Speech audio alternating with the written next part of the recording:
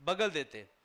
परंतु आज ईव्हीएमचा इश्यू असू दे किंवा इतर अजून मुद्दे समोर येत आहेत, प्रमुखतः हे आपल्याला समजण्याची गरज आहे की भारतामध्ये हजारो वर्ष ज्या सत्ताधाऱ्यांनी, मग ते मुघलांचं शासक असताना ते दरबारी होते, ब्रिटिश आल्यानंतर ना ॲडमिनिस्ट्रेशन असू दे, ज्युडिशरी असू दे, यामध्ये ज्यांनी काम केलं, ब्रिटिशांचे पिलर्स म्हणून जे उभारले होते, हीच ती सत्ताधारे, हेच ते ब्राह्मण्यवादी।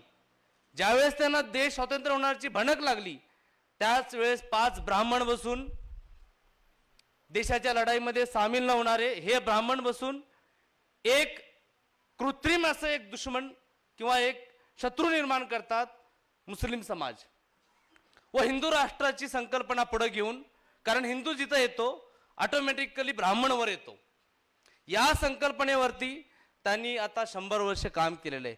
त्याच वेळेस आपण त्यांच्या षडयंत्राला ज्या पद्धतीने सिरियसली घ्यायचं होतं त्या पद्धतीने घेतलं नाहीये, याचे फळ आज आपण बघत आहोत। कारण लोकशाहीचे जे 4 पिलर्स आहेत, मग ते डेमोक्रेसी असू दे, डेमोक्रेसीमधले ज्युडिशरी असू दे, ॲडमिनिस्ट्रेशन असू दे, लेजिस्लेशन असू दे किंवा मीडिया असू दे, हे 4ही पिलर्स जे आहेत ना आज ब्राह्मण्यवाद्यांच्या ताब्यामध्ये आहेत। ॲडमिनिस्ट्रेशनमध्ये जाऊ शकत नव्हते म्हणून त्यांनी लिटरल एंट्री चालू केली। आज IAS IPS देऊन बहुजनाचा मुलगा पुढे जातो, त्याच्यावरती थोपणारे डायरेक्ट सेक्रेटरी म्हणून अपॉइंटमेंट होते ब्राह्मण्यवाद्याची संघी लोकांचे। आपल्या लोकांना आपण कलेक्टर बनवतो पण डायरेक्ट ते सेक्रेटरी बनवत आहेत। लेजिस्लेशन, निवडणुकीमध्ये काय केलं, ही निवडणूक मग ते स्थानिक स्वराज्य संस्थेचे असू दे, 4 पॅनल उभा करतात। गरीब, होतकरू, सामान्य जनतेतला माणूस कोणी निवडणूक जिंकण्यासाठी आता कॅपेबल नाहीये, कारण 4चं पॅटर्न ज्यावेळेस होतं तुमचे 80 ते 1 लाख वोटर्स होतात, म्हणून इनडायरेक्टली त्यांना कट ऑफ। मुस्लिम समाजाला कट ऑफ करण्यासाठी 2 पेक्षा जास्त मुलं असू नये।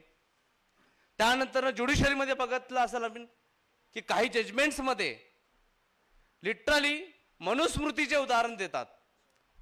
मध्य प्रदेश, राजस्थानच्या हायकोर्टच्या समोर मनुचा पुतळा उभा केला जातो आणि कुठे ना कुठे हिंदू राष्ट्राची संकल्पना किंवा हे हिंदू राष्ट्र आहे अशा पद्धतीने सरासर प्रसारमाध्यम असू दे किंवा कोर्ट्स असू दे याच्यामध्ये उल्लेख करण्यात येतं। त्यांच्या विरुद्ध कोणत्याही प्रकारे राष्ट्रद्रोह किंवा इतर द्रोह ठरवण्यात येत नाहीत। एखादा मुस्लिम संस्था असू दे किंवा ॲक्टिव्हिस्ट असू दे, ते असेल तर त्यांना आतंकवादी म्हणून टॅग करणं, दलित ॲक्टिव्हिस्ट असतील तर त्यांना अर्बन नक्सल म्हणून दाखवणं, त्याचप्रमाणे आदिवासी असतील त्यांना देखील नक्सल म्हणून दाखवणं, हे जे सर्व काही चालू आहे ना ते फक्त आणि फक्त जे आहे ना बहुसंख्याकांची जी चळवळ आहे ते मजबूत नसल्यामुळे होत आहे। कारण आपले जे काही चळवळ असते त्याला मजबूत करणं फार महत्त्वाचं आहे। फक्त लोकसंख्येच्या आधारावर आपण आपलं हे ठरवू शकत नाही, कारण ज्या पद्धतीने सांगितलंय की ईव्हीएम हॅक असू दे, फक्त ईव्हीएम हॅक होत नाहीये तर इलेक्शनच्या वेळेस मेन स्ट्रीम मीडिया आपलं काम करून जाते। भारतातली जनसंख्या जी आहे ते भावनिक आहे, कोणताही अचानक मुद्दा काढतात आणि पूर्ण मॅनिप्युलेशन करण्यात येते। मला एवढंच म्हणायचं आहे की फक्त कार्यक्रम घेऊन, सेमिनार घेऊन चालणार नाहीये।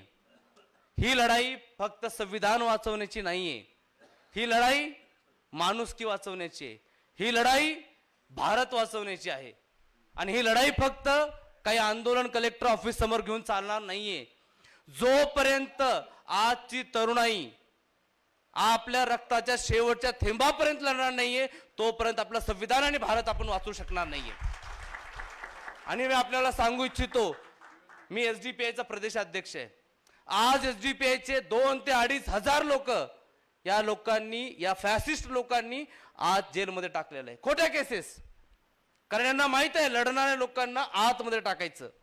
त्याचप्रमाणे 7 ते 8 लोकांनी यांनी शहीद केलेलं आहे, तरी देखील आम्ही लढणार आहोत, शेवटच्या थेंबापर्यंत लढणार आहोत। आणि महाराष्ट्रामध्ये फुले शाहू आंबेडकरांच्या विचारसरणीचा हा महाराष्ट्र आहे। आपण बघत आहोत काही दिवसापासून काही सोशल मीडियावरती देखील महाराष्ट्र हा हिंदू राष्ट्राच्या संकल्पनेवर चालू लागला आहे। देवेंद्र फडणवीस, त्यानंतर त्यांचा नितेश राणे, हे जे काही प्रगळत आहेत एका पर्टिक्युलर विशिष्ट समाजाला मुस्लिम समाजाला त्याच्या आयडेंटिटी क्रायसिस निर्माण करत आहेत. आपल्याला काय वाटतं काय होणार आहे पुढे जाऊन? या समाजाला तुम्ही इतकं दाबताय, यातनं जे निगेटिव्ह एनर्जी येणार आहे, या युवकांना कोण चॅनलाइज करणार आहे? बाहेरच्या जे काही एक्स्ट्रीमिस्ट फोर्सेस आहेत, जे आतंकी फोर्सेस आहेत, ते त्यांना एनकॅश करणार नाहीत. देशासाठी धोका निर्माण होणार नाहीये. साहेब, मी सांगू इच्छितो की मी पुण्यात एक 20-25 वर्षापूर्वी आलो होतो, पण कुठे ना कुठे मला माझ्या विचारांसाठी मला जे प्रेरणादायी ठरलेले आहे ते मराठा महासंघ, सेवा संघ, संभाजी ब्रिगेड आणि बामसेफ आहे. आणि याच विचारांना पुढे घेऊन जात आज आम्ही रस्त्यावर उतरून लढाई लढत आहोत. ही फॅसिझम विरुद्धची लढाई आहे. मनुवाद फार सुसाळलेला आहे, त्याला गाडण्याचा वेळ आलेला आहे आणि ही लढाई रस्त्यावर येणं महत्त्वाचे आहे. आणि याचं स्वरूप जोपर्यंत जन आंदोलनाच्या स्वरूपात होणार नाही तोपर्यंत आपण ही लढाई जिंकू शकणार नाही. ही लढाई एखाद्या संघटनेची किंवा एखाद्या पक्षाची कधीच असू शकत नाही. आणि जर असेल आणि जर तसं लिमिटेड केलं तर आपण ही लढाई फार कठीण जाणार आहे. त्यामुळं या लढाईसाठी मी पक्षाच्या माध्यमातून, SDPIच्या माध्यमातून सांगू इच्छितो की महाराष्ट्रभर आम्ही या लढाईला मजबूत करू आणि फक्त औपचारिकता म्हणून कार्यक्रम न घेता रस्त्यावर राहू. पोलिसांची आणि जेलची तर आम्हाला पर्वा नाही आहे. मी सांगितल्याप्रमाणे रक्ताच्या शेवटच्या थेंबापर्यंत लढण्यासाठी आम्ही कटिबद्ध आहोत आणि आमचे कार्यकर्ते देखील कटिबद्ध आहोत. फक्त एवढं आहे की आमच्या वरिष्ठ मार्गदर्शकांनी आमचं नेहमी मार्गदर्शन करावं हीच अपेक्षा आहे. थँक्यू.